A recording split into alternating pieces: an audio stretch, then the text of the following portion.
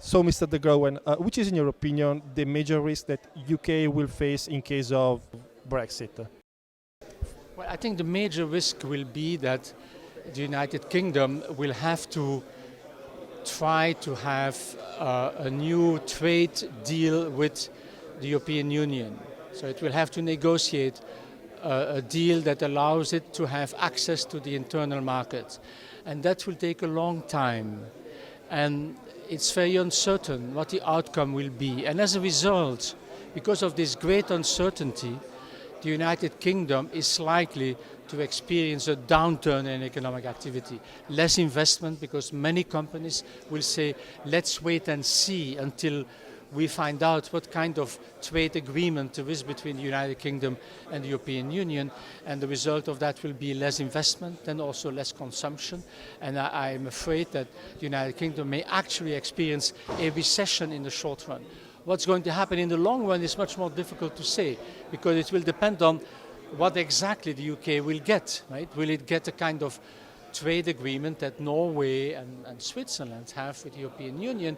Then at some point it can normalize again, but it will certainly have to go through a period of downturn in economic activity. Okay, so on the opposite side, on the short term, which is the major risk that the European Union will face in case of Brexit? I think the effects for the European Union will be relatively mild, except for a few countries like the Netherlands, for example.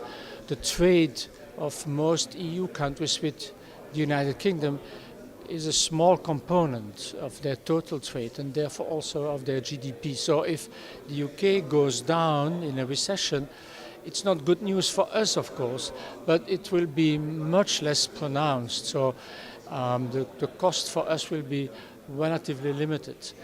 I have argued that in the longer run there might even be a benefit for us. And the reason is the following. The United Kingdom has traditionally been a country that joined the European Union in order to make sure that the European Union does not get strong enough. The fear of the United Kingdom has always been that the continent would be too strong. So it said joined the European Union in a very Machiavellistic way, that is to undermine any attempt of further integration. Right? They want in fact to deconstruct the European Union, go away from the federal model.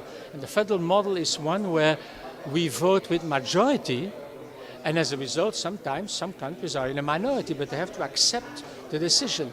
The Brits don't want it, and they will continue to deconstruct it. So if they are not in the European Union anymore, that would be a long-run benefit for the European Union.